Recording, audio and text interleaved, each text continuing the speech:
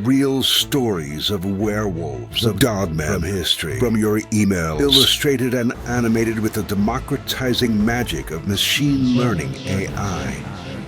Welcome to Scary Stories. Werewolves fight over food, aka the Great Burger Battle of 1982. Dear Scary Stories NYC, I got a couple of stories you might find interesting that are spaced years apart. The first one sometimes makes people laugh when I tell it, but it wasn't funny when it happened. The second one couldn't really happen without the first one, and both involve werewolves or dogmen or, well, you decide yourself.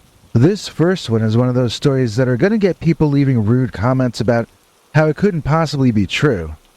It's not really that strange a concept, animals fighting over food. But because of the location this happened to me in, people sometimes laugh and scoff. I've told this story about 100 times, and I swear about 85 or 90 of those times, some smart mouth tells me I'm making up the story to get attention. Either that or they say there must have been psychoactive mushrooms in those burgers I was eating that night. I'm hoping you do a good job with this first story so I never have to tell it again. If someone asks to hear my Dogman versus Dogman story, I'd be able to just give them the link to your video. So this was 1982. It was not a good year for me, but it was better than this year. I used to be able to afford to eat at Burger King in those days, so that was definitely a plus. The downside for me and my friends about 1982 this one night was that the parking lot of our local Burger King was full of burger-stealing vermin. The large kind. As in Dogman large.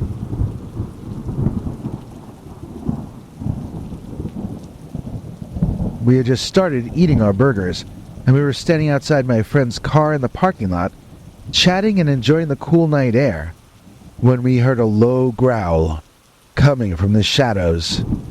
At first we thought it was just some stray dogs rummaging through the garbage bins, but as the growls grew louder and more menacing, we knew something was off. Out of the darkness emerged two massive figures, their fur bristling under the dim streetlights. They stood on their hind legs, towering over us with glowing eyes fixated on the bags of leftovers by our feet. These were no ordinary dogs. These were dogmen, ancient creatures of folklore that were said to roam the Midwestern woods in search of food. My friends and I stood frozen in fear as the dogmen approached, their large claws clicking on the pavement. Without warning, they lunged toward us, teeth bared, and snarling ferociously. In a panic, we scrambled to the other side of the car to put something between us and those monsters. As we stood frozen in disbelief, one of the dogmen grabbed some of the food, and then the other one tried to grab it from him. The food went flying all over the parking lot, and the two massive dogmen circled that food and each other, growling low and deep. The scent of grease and charred meat hung heavy in the air, mixing with the musky odors of sweat and fur. Their eyes locked in a primal challenge, sparks of intelligence shining through the beastly facade. I could see the tension in their sinewy muscles, coiled, ready to spring into action at any moment. The night was eerily silent, save for the occasional rustle of leaves in the cool autumn breeze. My friends and I dared not move, not wanting to draw attention to ourselves and risk becoming dessert to their dinner. One of the dogmen tried to bite the other, jaws snapping shut just inches from the other's throat. A guttural snarl erupted from deep within its chest as it twisted away from the lethal strike. The second dogman retaliated with a swipe of its claws, barely missing its opponent's flank. Their movements were a blur of fur and fangs, each one trying to gain the upper hand in this brutal skirmish over French fries and a Whopper. I could feel the primal energy emanating from them, a raw power that made my heart race with a mix of terror and awe. The night seemed to stretch on endlessly as the two dogmen continued their vicious dance, neither willing to back down from the other. Suddenly a loud crash echoed through the empty parking lot, causing both creatures to pause for a fleeting moment. We turned our heads to see the source of the noise, and we saw a third Dogman emerge from the shadows, far larger and more imposing than the first two. Its eyes glowed with an otherworldly intensity as it assessed the situation before joining the fray. Well, not only did that huge 15-foot-tall monster Dogman scare the two smaller ones away, but he scared us back into the car and out of that lot. Werewolves were the main topic among me and my friends for the rest of that summer. For Christmas that year, one of my uncles bought me a book called The Book of the Werewolves, which dates all the way back to the 1800s. At first I was excited to have it, but it's filled with words like thither and yon, and I was sort of lazy-minded in those days. I did like werewolves, but not enough to read a book from 1865 about them, apparently. Also, I kinda just didn't believe in werewolves. I thought that what we had seen were animals of some kind that science hadn't cataloged yet. I didn't think they were Lon Chaney Jr., you know? Fast forward about 34 years, and now I'm a father with a 19-year-old daughter who is taking a year off to, quote, find herself, unquote, before either going to college or entering the workforce. Now, what year did this happen in again? I think 2003 or 2004. So in those days, my wife and I had a room full of bookshelves where we both had all our books we had bought or been given in our lives. And it was actually a nice place for the family to gather as the kids were growing up. It felt like a library room in a mansion because we found nice old antique bookcases and comfortable antique furniture for the room. We didn't have any fireplaces in that house, but on Christmas we'd watch the Yule log burn on TV in that room, and it was very cozy. So when I went into that library one day, and I found my 19-year-old girl with her head in that old Book of the Werewolves that my uncle had given me over 30 years prior, I did not get a cozy feeling. In fact, a shiver ran through me. I don't know why, but I immediately knew this was not a good development. Now, I had only skimmed the book in my time, to be honest, but my daughter, let's just call her Jane. Jane was already more than halfway through that thing. It's hard to explain why, but when I found 19-year-old Jane in our family library reading my old copy of the Book of the Werewolves by Sabine Baring Gould, I felt incredibly uneasy and I knew something was wrong. The book itself was written by a religious Christian priest and is not evil. Obviously, neither is my daughter, so I wondered what brought about my feeling of unease. It would take some time to discover that my dread was well-founded, and my intuition was very on target. I wouldn't come to understand for some time, but my lovely daughter, who we're calling Jane, had already started to become a werewolf. Jane was so engrossed in the book that she didn't notice me entering the room. Her eyes were fixated on the pages, her expression a mix of fascination and apprehension. As I approached her, she finally looked up, a sheepish smile tugging at the corners of her lips. "Dad, I know this seems strange," she began, her voice hesitant, "but there's something about this book. It's like it's speaking to me in a way I can't explain." I studied her face, searching for any signs of mischief or deceit, but all I found was sincerity and a hint of fear lurking in her eyes. Taking a deep breath, I sat down next to my daughter and I gently took her hand. "Jane, whatever is happening to you, I'm willing to face it together with you." Little did I know that our lives were about to change in ways that we could never have imagined. Now, as I've already detailed here earlier, I had seen multiple Dogmen in that one incident in 1982, but I did not actually believe in werewolves. So I wasn't sure what I felt uneasy about, but I was certain it wasn't a fear of my daughter becoming something that I didn't even believe in. Jane started hanging out with a very singular set of boys. Men, I should call them. Their beards were thicker than I could grow mine. I referred to them as the Unibrow Gang, but Jane did not find that joke very funny.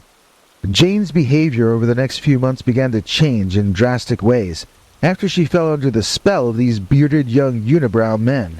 They seemed to have an unspoken hold over her. Jane's once vibrant personality dimmed, overshadowed by a newfound intensity in her gaze, at least whenever she was with them. I watched from a distance, unable to shake off the unsettling feeling that gripped me. One fateful night, as the full moon beamed down with an almost palpable intensity, I followed Jane deep into the woods where the Unibrow gang had led her.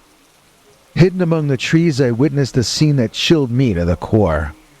The men began to chant, in a language that I did not recognize, their voices rising in eerie harmony, as Jane stood in the center of them, her eyes gleaming with a kind of electric insanity. Before my disbelieving eyes, Jane's form began to shift and contort, her bones apparently cracking and reshaping beneath her skin. She didn't change all at once. It was a very gradual thing. I wondered as I watched if I was being hypnotized, but I was hiding in the bushes. I knew I couldn't be mesmerized. I didn't understand what I was seeing, but I told myself that whatever this is, it must be really happening. One of the most confusing parts of the transformation was that it would happen and unhappen and then happen again. I saw my daughter's lovely nose become a dog nose, but when I focused on her face, I could still somehow see her human nose as well. And then I saw both at once, her dog nose and her human nose, but at the same time. Sounds like a hallucination, right? I thought so too, but I could hear my daughter's groans of unhappiness and discomfort as this process continued, and the men chanted and sang in monotone. I could spend all day telling you about the unnatural amber light that began to glow from my poor daughter's eyes. They were normally a lovely brown color, but now shone with an otherworldly glow that human eyes simply can't have. It was as if a piece of the moon had been captured within her gaze, casting an eerie light upon the surrounding trees.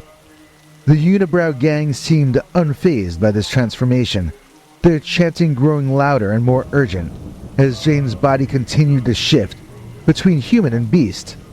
Unable to tear my eyes away, I watched in horror as fur sprouted from her skin, her limbs elongating into a more animal form.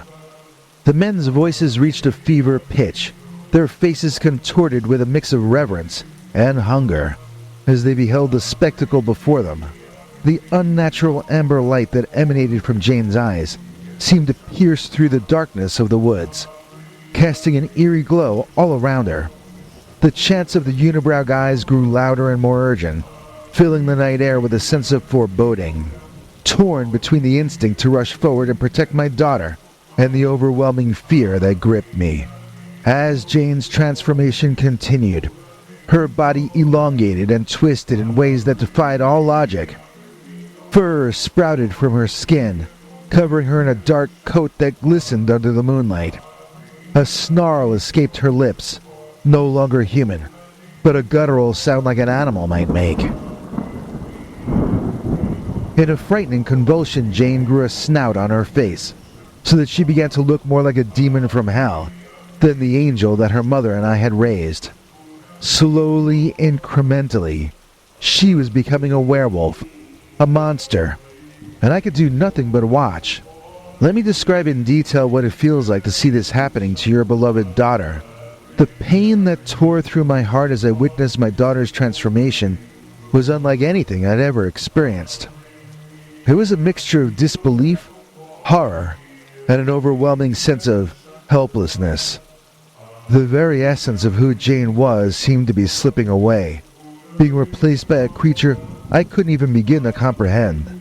Tears welled up in my eyes as I struggled to come to terms with the impossible reality that was unfolding before me. My daughter turned to the side, and for the first time, my eyes beheld the profile of a hellhound, a werewolf, and it was the face of my own daughter.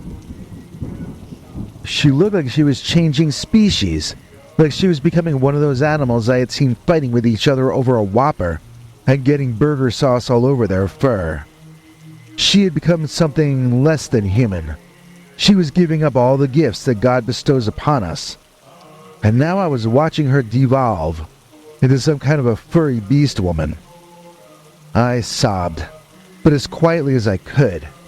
If those young men discovered me in those bushes, I couldn't be sure they wouldn't end both me and my daughter. Instead, I was forced to sit still and watch the next phase and my daughter Jane's painfully slow transformation into a female werewolf. As Jane's transformation progressed, her limbs elongated and her fingers morphed into long, clawed appendages. Her once lustrous hair turned coarse and bristly, matching the dark fur that now covered her body in a sinister shroud.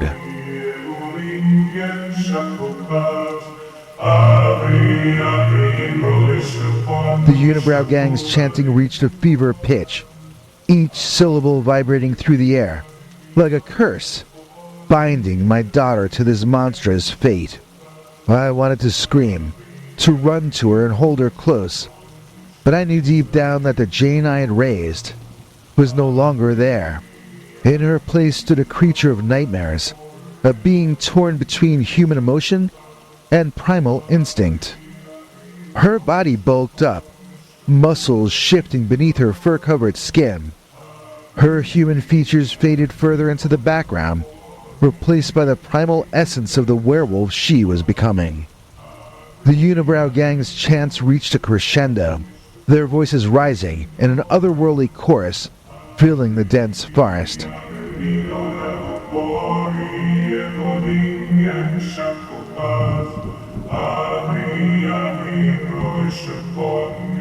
As the last echoes of the chanting faded into the night, a deafening silence fell over the clearing. The unibrow guys watched with a mixture of awe and reverence as Jane, now fully transformed into a werewolf, let out a bone-chilling howl that pierced the stillness of the night. Her amber eyes, once filled with human warmth and emotion, now gleamed with a feral intensity that betrayed the predatory instincts lurking within. The moonlight bathed her in an ethereal glow, casting long shadows that danced around her towering form. With each heaving breath, I could see the struggle within her, between the remnants of Jane that lingered somewhere deep inside, and the primal urges of the beast, which was now in control. The bearded boys fell to their knees in supplication, their faces contorted in a mix of fear and adoration. They had summoned this nightmare from the depths of the underworld, a creature of darkness and chaos, and now they were at its mercy. As for me, I hid, frozen in shock, my heart pounding in my chest as I witnessed the unthinkable. My daughter, once a loving and caring individual, was now a creature of the night, a predator among us.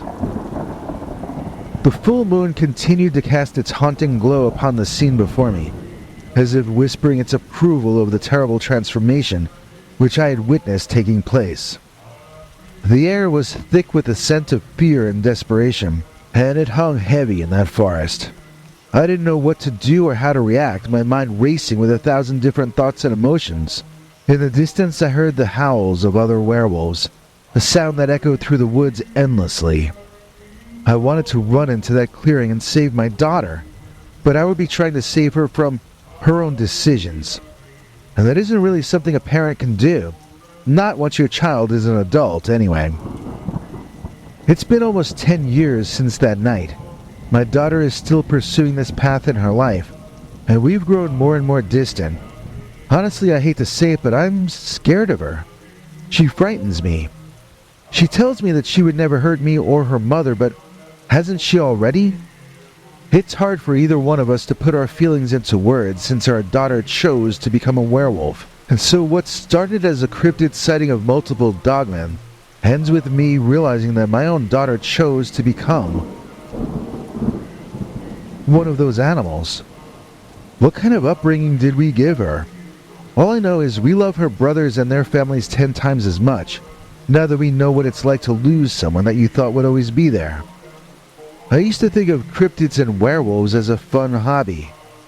It's gotten way too personal lately though, and so I felt compelled to write you this email.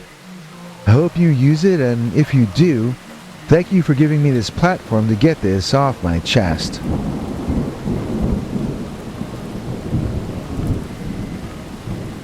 Hey guys, I hope you liked that, and thanks for listening this far. I want to say that I looked up this book that the guy is talking about, and it's a real thing. It's called The Book of the Werewolves by Sabine Baring Gould from 1865, and we've got a link to snag a deluxe copy of it from Barnes & Noble in the description of this video. If you use that link, you help out this channel, so please consider it. This is the book that was used for research by the guy who wrote the original Wolfman movie with Lon Chaney. This was the book written by a studious priest that launched the modern English-speaking world's fascination with werewolves. Yes, it does have some thithers and yawns in there, but I think you can still understand it. And it's written in a very entertaining anecdotal storyteller's style. And now it's time for your old pal Bigfoot to announce today's executive producer. Biggie? Better than that other Hamilton over on Broadway is Catherine Hamilton driving down the roadway. Please join us in thanking Catherine Hamilton, who recently rejoined our channel memberships at the $7 level, just in time to see our recent 4 days in a row of secret, uncensored, scary Dogman and werewolf stories. In fact, the fourth one drops the same night as this video, and it's about a dogman or a werewolf that has a big, scary, handmade hammer in his hands when he chases the guy this supposedly happened to. If you want to join either of our two clubs and get to see our secret shows, then listen to what this next little fellow has to say. Hank? Thanks, Biggie. And thanks to all of you for watching this far. If you liked it, please click like. If you'd like to see more of our work, please subscribe. And also click that bell icon if you'd like to be notified when we put out a new episode. To become an executive producer, you can donate to us through the thanks button under each of our videos, or through our paypal.me/PeterBernard209 page. To receive cool perks like secret uncensored Dogman episodes far too wild to ever run on this channel, you can become a YouTube channel member by clicking the join button, or join our PayPal subscribers club at peterbernard.com. Joining either at the $3 a month level or above gets you access to our over 25 hours of secret uncensored Dogman stories available nowhere else. Do you have a scary story about Dogman or some other kind of high strangeness that happened to you? Let us know by emailing us at scarystoriesnyc@gmail.com or by leaving us a voicemail message at 804-LA-SCARY. You may need to call back on that one. It cuts off after, I think, 3 minutes. And if you don't want to do any of that stuff, thank you for simply watching to the end. Good night, and have a scary tomorrow.